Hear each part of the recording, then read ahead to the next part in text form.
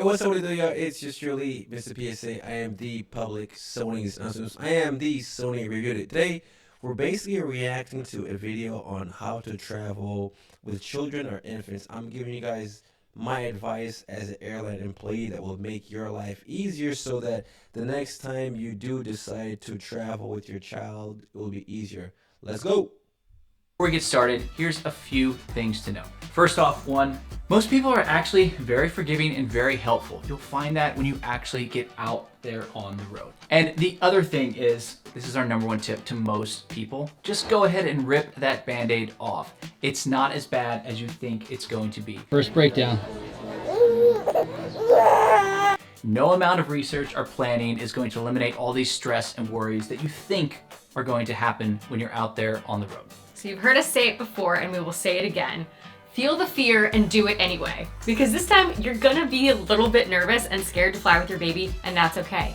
Go do it. It'll all be okay. We promise it'll be okay. Also, watch until the end where we give you all of our top gear recommendations in one concise list. So in this video, we're basically gonna break down the entire process. So we're gonna start from booking, go through all the tips for that, traveling to the airport, when you're in the airport, and then the flight. So let's get started. Okay, first up is booking your flights. Now, when it comes to booking a flight with a family, you want to make sure that you're in good seats. Now, I prefer to be in a window seat because I am breastfeeding and I feel like there is more privacy. Scott will then book the aisle and we will pray that no one gets in the middle. And I don't think anyone wants to sit in a row with a baby anyway. And for the most part, we've gotten pretty lucky with that. I would recommend not booking in one of the first rows, but book a little bit further back. So if you're traveling with a baby, you have a couple of options. You can book a seat for your baby, which would be ideal, but obviously that's more money. So we often book a lap child ticket. Now, children fly free within the United States, which is wonderful. Sometimes you are charged taxes on that child, but if you're flying internationally, they're usually going to charge you 10% of the ticket plus taxes.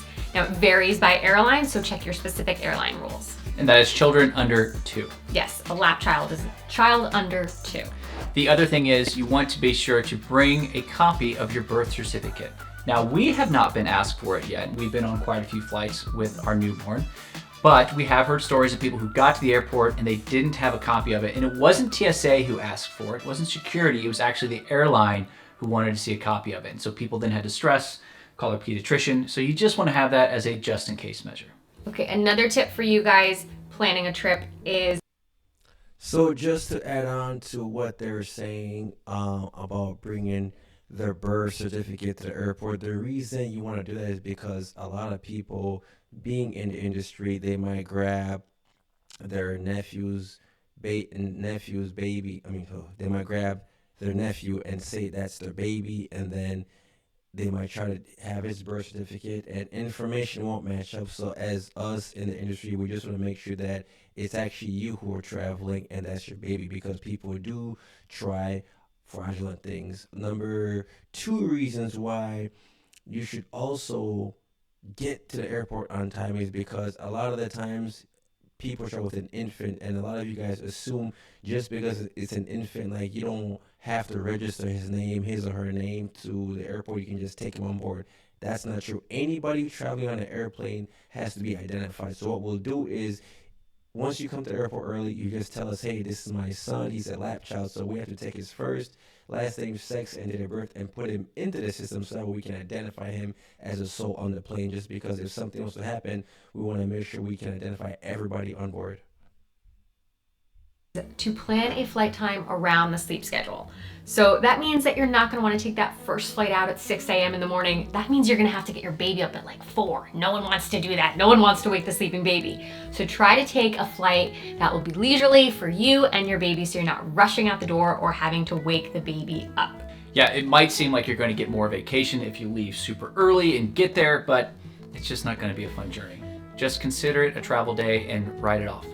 The next thing is be sure to have an extra change of clothes for mom and dad on the plane. And baby. And baby, obviously. So you might have a checked bag and all your clothes could be in there, and there is nothing like getting spit up or a blowout all over your clothes and not having something to change into. Next up is one of my favorite travel tips because I feel like it's a big secret amongst parents. This is the bassinet. Now, there are bassinets on long haul flights and intercontinental flights. So call your airline when you're booking your ticket and see where the bassinets are located on the airplane. Now, they are usually first come, first serve. So sometimes they let you reserve them on the phone, and sometimes you have to go to the gate agent after you check in to make sure that you can get that bassinet. Now, what these are bassinets that actually hang in front of you, and they're usually located in the bulkhead seat. So if there is a bassinet on your flight, I would highly recommend booking the bulkhead seat in economy. And there are also bassinets in business class that are usually built into the actual business class seats. So if you are flying business class, call your airline to see where are those bassinet seats located. Yeah, she makes a very good point here. If you're traveling for the first time, I always say get to the airport early, talk to people at the airport, whichever airline you're going with, or if like your infant is infant stage, definitely call the airline and ask them about the bassinet because it is first come first serve. We don't just give them to anybody, so I'd always call. Make your reservations ahead. That way you can also prepare yourself. Going back to what he was saying. She was saying about the seat. Yeah, you could book the window seat. He could book the aisle seat. Now, it depends on the type of season. If it's during the holiday season, like right now, and you guys do that, somebody will sit in the middle seat. So what I would say is to avoid doing that, if it's not the holiday season, if you have the extra money, just buy that middle seat. Just buy that middle seat so you, the family, can be comfortable. Yeah, it's a lot of money, but you avoid traveling around the holiday season with somebody sitting in the middle. And if the flights are full and with what's going on with the government, 9 times out of 10, that seat will be filled. Or if you're traveling out of season and everything is slowed down, just go to the gate agent and just ask them, like, hey, I'm traveling with my infant for the first time. Is it a possibility if the flight's not too full, we can block out that middle seat? Now, the agent, if the flight's not full, he or she can definitely help you out. And try to reserve that exact seat. Even if you're not flying business class. If you're flying a longer haul flight, something of maybe say 5+ hours, give the airline a call and see if they have it. LA to New York, they're probably gonna have a bassinet on that plane. So what we've seen is business class has a built-in bassinet and economy has a removable bassinet. But all of the bassinets are located in the bulkhead seats. The next is a little piece of technology that will alleviate a lot of stress, and that is these simple Apple AirTags. Just shove these in your precious items that you have to either check or gate check. So if you have a stroller that you're going to gate check, just tuck it in a little hidden pocket, and you can be sure to know that that is on the plane with you as you're traveling to your destination. The next thing, to save space in your luggage, you don't need to pack everything. So as far as car seats and strollers, I would advise every parent to take those through TSA and check them in at the gate, because once you check in your car seat and stroller at the gate, as soon as you land in your final destination of Omaha, the car seat and stroller will be in the jet bridge right there waiting for you. Now, if you get to the airport and you check in the car seat and stroller, you check it in with the agent, the car seat and stroller will be probably waiting for you downstairs at the carousel. I know a lot of parents, you rather have the car seat and the stroller in the jet bridge, so as soon as the plane lands, the gate opens, you guys can get out, get the car seat and the stroller, and get the kids right in there. So once again, if you're checking a car seat and a stroller, take it with you, go through TSA and check it in at the gate. Therefore, when the plane lands, your car seat and stroller will come out exactly in the jet bridge, and you guys can put the kids on right away and get going. That you're going to need at your destination. You have to remember that most places you're going have stores there as well. So for example, diapers, these are big, they take up a lot of space. If you're going to vacation for a week, you don't need to pack a week's worth of diapers, just pack enough for your flight there with a few extras, emergencies, and then you can get diapers at the destination. Same thing with toys. If you're going to a beach and you need some cheap sand toys, those could be a few bucks at a local CVS, and then you can leave them at your local Airbnb or donate them before you leave. Next up is traveling to the airport. Okay, firstly, you're going to want to allow plenty of time to get to the airport, because you know how hard it is to get out of the house just to go to the grocery store. I mean, imagine going to an airport. So just give yourself plenty of time so that you can build in time for mistakes. And secondly, you're going to want to bring a bottle with you on the road in case baby gets hungry. Whether you're breastfeeding or whether you're using formula, just put it in a bottle and have it accessible so that baby won't be fussy on the way to the airport. The next thing, this is totally a dad move, and that is be sure to do two things. One, make sure that you know how to install your car seat in another car. For example, we take an Uber to the airport. That was the first time that I actually had to use the seatbelt straps, because at home we've got the nice clip-in. Adding on to what they're saying, when traveling, when you have one kid or two kids, if you're out of the state or if you're in state, the best thing I can recommend parents to do is basically have one parent who's driving the car pull up to the curb and drop everybody off, help them bring the stuff inside. As your car is outside, curbside, put your hazards on and just kind of like lock your doors, obviously, because people might be watching you. And then as you're checking in, just kind of make sure you're looking at the car back and forth to make sure that you're not getting a ticket. Number two, once you park your car right there, one person, which is let's say the dad, he'll help you bring everything inside. Go to the counter, leave them there, and then what you could do is probably just go park the car. If you park at the airport, you go park the car, and then you come back and join them. Or if you rented a car, you go back to the rental place, drop off the car, and come back. This will save you time because as one parent is dropped off, it has the two kids, and he's checking in, the other parent is dropping off the car, so that way when the other parent gets back, all car seats, strollers, luggage are already checked in, and you guys can all move together as a unit to the gate. Base in our car, and that's a little bit different. So you want to make sure you're not doing it the first time when a taxi shows up and everyone's looking at you and have all the stress. You want to be sure you're very comfortable doing it.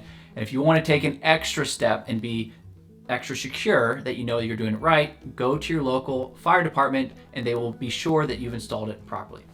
The other thing, same thing with testing out your equipment. You want to make sure you know how to break everything down. So if you've got a stroller that collapses and maybe it's a carry-on or even a gate check, you want to make sure you know how to properly collapse it and remove any adapters. This was somewhat of an embarrassing mistake. As we took our first flight, I didn't know how to remove the car seat adapter from our stroller. And as you're trying to board and everyone else is boarding the plane and you're wondering, do I still have space for my bag? As you see the countless people get on there, that is not a good feeling. So, just basically do a dry run of all your equipment. And now the last thing, this is just a good travel tip in general. Everything needs to have a place, meaning that everything needs to have a pocket and it goes inside your bags or it is clipped on so that it cannot be forgotten. Any loose items, Colette, That's my fault. tend to get forgotten. So if you've got a pillow, a blanket, whatever it is, try to make sure that you've got a spot for those inside your bag so that when you are getting ready to board the plane, if you need to, you can just shove it right into that pocket, or when you're exiting the plane, same thing. You don't want to have your hands full because you're going to be carrying a baby. Okay, congrats. You made it to the airport. We're getting there, guys. So when you are going through security, you can bring over 100 milliliters or 3 ounces of liquid with you because you have a baby. This means you can bring water for your formula. This means you can bring juice. This means you can bring your breast milk with you. Doesn't mean I can bring beer. No, you can't bring beer. Bummer. So if you're about to go through TSA, just let the TSA agent know, hey, I am traveling with breast milk or whatever your liquid you're traveling with.